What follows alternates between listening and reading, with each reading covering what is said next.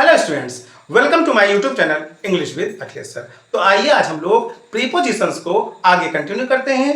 तो प्रीपोजिशंस में हम लोग सबसे पहले सीखेंगे यूज ऑफ अबाउट। ओके, तो देखिए ध्यान से अबाउट का यूज हम लोग कैसे करते हैं। तो अबाउट का यूज लगभग के अर्थ में किया जाता है। ओके, अबाउट का यूज कहां किया जाता है? लगभग के अर्थ में किया जाता है। एग्जाम्पल देखिए, लिखा है it is about 5 o'clock। It is about 5 o'clock मतलब लगभग 5 बजे है। It is about time to get up यानी यह लगभग उठने का समय है। It is about lunch hour यह लगभग लंच आर है। It is about time to play यह लगभग खेलने का समय है।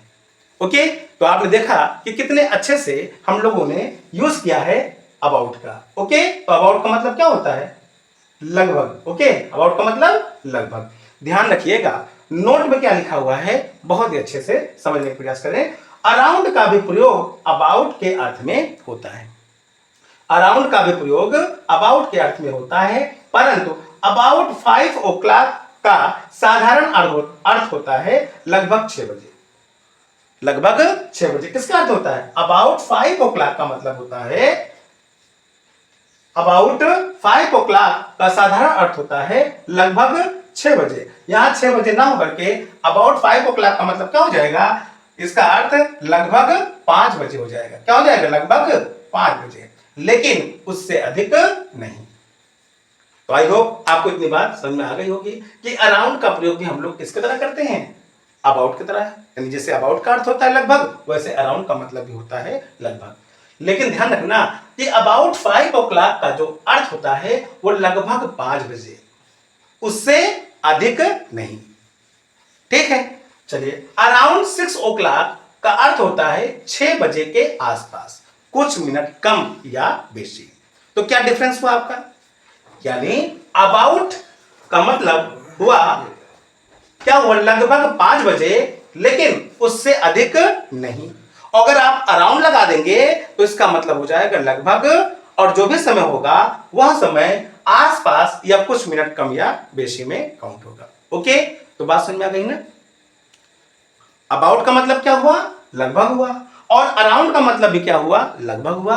अराउंड का जो यूज होगा वो जो समय बताएंगे उसके आसपास या कुछ मिनट कम बेशी में करेंगे, लेकिन अबाउट का प्रयोग हम लोग लगभग के सेंस में करेंगे, लेकिन यह समय उससे अधिक नहीं होगा। क्लियर? तो आप लोग जब भी इसको अपने लैंग्वेज में या राइटिंग में यूज करो तो अराउंड और अबाउट के यूज को अपने दिमाग में बिठा के रखो कि हमको किस तरीके से इसको यूज करना है।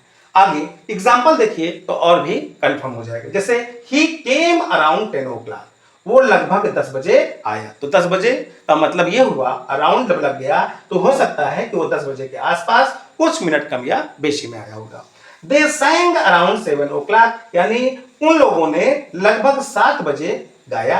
तो 7 बजे का मतलब अराउंड से क्या होगा कि 7 बजे के आसपास या कुछ मिनट कम या बेशी में। वी प्लेड अराउंड 5 o'clock, यानी हम लोगों ने लगभग 5 बजे खेला। तो यहां पर जो अराउंड शो कर रहा है कि 5 बजे के आसपास या कुछ मिनट कम बेशी में हो जाएगा। दे स्लेप्ट अराउंड मिडनाइट, यानी वो आधी रात के लगभग सोए। तो यहां पर मिडनाइट का मतलब यह हुआ कि मिडनाइट के आसपास या कुछ मिनट कम या बेशी। तो अराउंड क्या शो कर रहा है आपको अच्छे से समझ में आ गया होगा, और यहां अबाउट क्या शो कर रहा है इसको भी आप अच्छे से समझ गए होंगे। फिर से आप बताइए कि अबाउट और अराउंड में क्या डिफरेंस होगा प्रीपोजिशन में। तो अबाउट का मतलब यह हुआ कि लगभग जो भी समय आप बताएंगे, से अबाउट 5 o'clock का मतलब लगभग 5 बजे, लेकिन उससे अधिक नहीं। लगभग 5 बजे लेकिन उससे अधिक नहीं। जबकि अराउंड का अर्थ होता है, जैसे अराउंड 10 o'clock मतलब 10 बजे, 10 बजे के आसपास या कुछ मिनट कम बेशी। क्लियर? चलिए अब आगे चलते हैं यूज ऑफ एट की ओर। तो एट का यूज हम लोग कहा करते हैं, तो ध्यान रखना एट का प्रयोग निश्चित समय यानी पॉइंट ऑफ टाइम का बोध कराने के लिए होता है। ओके, तो यह भी टाइम का ही बोध कराता है, लेकिन ध्यान रखना कैसा टाइम? निश्चित समय, ना तो आसपास, ना कुछ मिनट कम या बेशी, और ना ही लगभग। यह फिक्स टाइम, निश्चित समय पॉइंट ऑफ टाइम को शो करता है, इसीलिए हम अबाउट, अराउंड के साथ एट को आपको पढ़ा रहे हैं और समझा रहे हैं। ओके, तो एट का मतलब क्या हुआ? I get up at 6 o'clock, मतलब मैं 6 बजे उठता हूं। तो ये निश्चित समय को बता रहा है कि मैं 6 बजे उठता हूं। सी डांस्ड एट 5 o'clock, यानी वह 5 बजे नाची, या वह 5 बजे नाचती थी। तो ऐसी स्थिति में ये जो 5 o'clock लिखा हुआ है एट के साथ, ये निश्चित समय को शो कर रहा है। यू हैड टी, आपने चाय लिया एट 10 o'clock, कितने बजे? 10 बजे, यानी यहाँ एट किसको शो कर रहा है? निश्चित समय को शो कर रहा है। वी प्ले एट 7 o'clock, यानी हम लोगों ने, या हम 7 बजे खेलते हैं, तो यहाँ पर एट किसको शो कर रहा है? निश्चित समय को शो कर रहा है। तो देखिए टाइम से रिलेटेड आपने जो प्रीपोजिशन सीखा है यार, वो है अबाउट, अराउंड और एट। इसे एक बार फिर से ध्यान से समझने का प्रयास करिए, फिर आप अपने स्पोकन में और राइटिंग में गलती नहीं करेंगे। एक बहुत ही इंपॉर्टेंट जो पार्ट इससे रिलेटेड रह गया है, वो इधर स्टार्ट में हमने बॉक्स बना करके पहले से नोट कर दिया, ताकि हम भूले नहीं, वो आपको समझा सके। देखिए, जब कभी भी आपसे समय पूछे तो आप अक्सर पूछते हैं व्हाट इज द टाइम। देखिए, मैनर से बात करने का तरीका यही है कि हम किसी से कुछ भी पूछें तो प्लीज लगा के पूछें। ओके, तो आप जब भी किसी से टाइम पूछें तो आप कहिए what is the time please. यहां लिखा है व्हाट, WHAT में एच साइलेंट करके आप बोलेंगे what is the time please.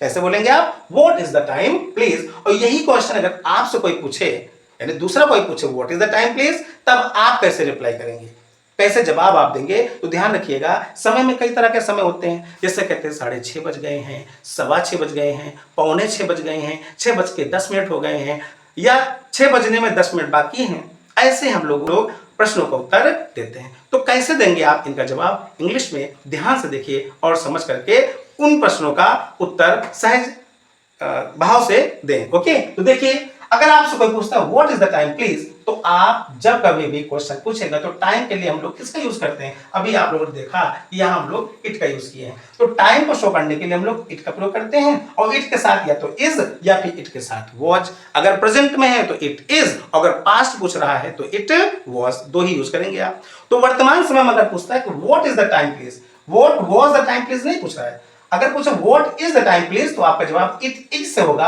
अगर पूछेंगे what was the time please, है ना, तब आप इट वाज, जो समय बीत गया उसके बारे में बताएंगे। तो देखिए, अगर 6:30 बजे हो, यदि 6:30 बजे हो, तो आप कहोगे इट इज 6:30। 6:30 बजे क्या हो जाएगा? It is 6:30। अगर 7:30 बजे तो क्या बताओगे? It is 7:30। अगर 8:30 बज गए तब क्या बताएंगे आप? It is 8:30। 9:30 बजे हैं, इट इज 9:30। इस तरीके से आप जवाब साढ़े वाले शब्दों को दे करके देंगे। ओके, तो 6:30 बजे, 7:30 बजे, 8:30 बजे जब भी आएगा तो 6:30 के आगे जो टाइम हो लगा देंगे। इसी तरह अगर आपसे कोई पूछे 6:15 बजे हो, तो आप कैसे जवाब देंगे? तो 6:15 बजे को हम लोग कहते हैं क्वार्टर पास्ट। क्वार्टर का मतलब समझ रहे हो? 1/4। तो 60 मिनट का आपका घंटा होता है, तो 15 मिनट को हम लोग क्या बोलते हैं? क्वार्टर। 15 मिनट कम या ज्यादा को हम लोग क्वार्टर से डिनोट करके आगे बोलते हैं। तो 6:15 बजे का मतलब 15 मिनट ज्यादा है ना, 6:15 को हम लोग क्या कहते हैं? 6:15 बजे। तो क्वार्टर पास्ट मतलब बीत चुका है ना 15 मिनट, तो क्वार्टर पास्ट 6, यानी ये 15 मिनट बीत चुके हैं किसमें? 6 बजकर। तो 6:15 को या 6:15 बजे को हम लोग क्या कहते हैं? Quarter past 6। एनी प्रॉब्लम है? यानी 6:15 बजे हैं को आप क्या बोलेंगे? It is quarter past 6। 7:15 बजे हैं, इट इज क्वार्टर पास्ट 7। 8:15 बजे हैं, इट इज क्वार्टर पास्ट 8। 9:15 बजे हैं, इट इज क्वार्टर पास्ट 9। 10:15 बजे हैं, it is quarter past 10। Okay, अच्छा, अगर 15 मिनट कम हो, यानी 5:45 बजे हो, 6 बजने में अगर 15 मिनट कम हो, तब क्या करोगे आप? तब आपको केवल पास्ट की जगह पर टू लगा देना है। जब कम आए तो टू, और अगर बीत जाए तो पास्ट। यही ध्यान रखना है। जब 15 मिनट बीत जाए तो क्वार्टर पास्ट, जब 15 मिनट कम है तो क्वार्टर टू। तो 5:45 बजे हैं तो क्या कहेंगे? It is quarter to 6। It is quarter to 6, 6:45 बजे हैं। अच्छा, 7:45 बजे क्या हो जाएगा? तो इट इज क्वार्टर टू 7। 7:45 बजे हैं, इट इज क्वार्टर टू 8, 9, 10, जो भी आपका टाइम होगा क्वार्टर टू से बताने का प्रयास करेंगे। देखिए यहाँ पे लिखा है 6:10। यानी 6 बजकर अगर 5 minute, 10 minute, 20 minute, 25 minute extra हो जाए तब क्या बोलेंगे? देखिए यहां पर भी हमने पास्ट लगाया और यहां पर हमने क्या लगाया? 2। पास्ट तब बोलेंगे जब 6 बजकर यानी 6 बजे से अधिक समय हो या 5 बजे से अधिक समय हो, ठीक है ना? अगर हम 2 लगाएंगे इसका मतलब 6 बजने में जो कम समय हो, 10 मिनट, 5 मिनट, 6 मिनट, तो वहां पर हम 2 का यूज करते हैं। ओके, एनी प्रॉब्लम है? तो अगर आपसे कोई कहे कि what is the time please और आपकी घड़ी में 6:10 हो, तो आप क्या कहोगे?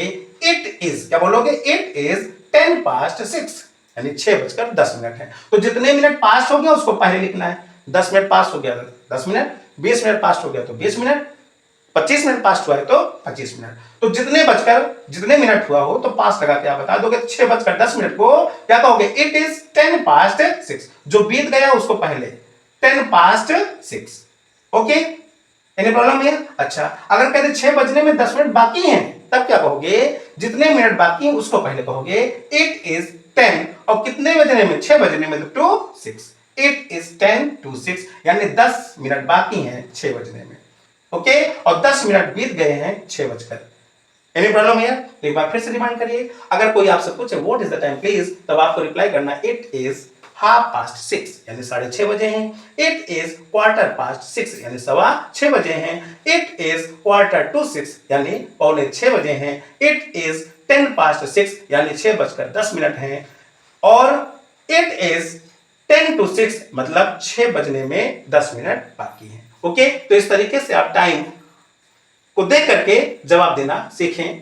ओके, तो आज का जो लेक्चर होगा वो आप लोग को अच्छे से समझ में आ गया होगा। और ध्यान दीजिएगा अबाउट, अराउंड और एट का यूज कैसे करते हैं उसे अपने राइटिंग में और लैंग्वेज में जरूर करिएगा। यदि एग्जाम में इनसे संबंधित क्वेश्चन आए तो बिल्कुल गलत मत करना। ओके, तो मिलते हैं नेक्स्ट वीडियो में। Thanks for watching this video.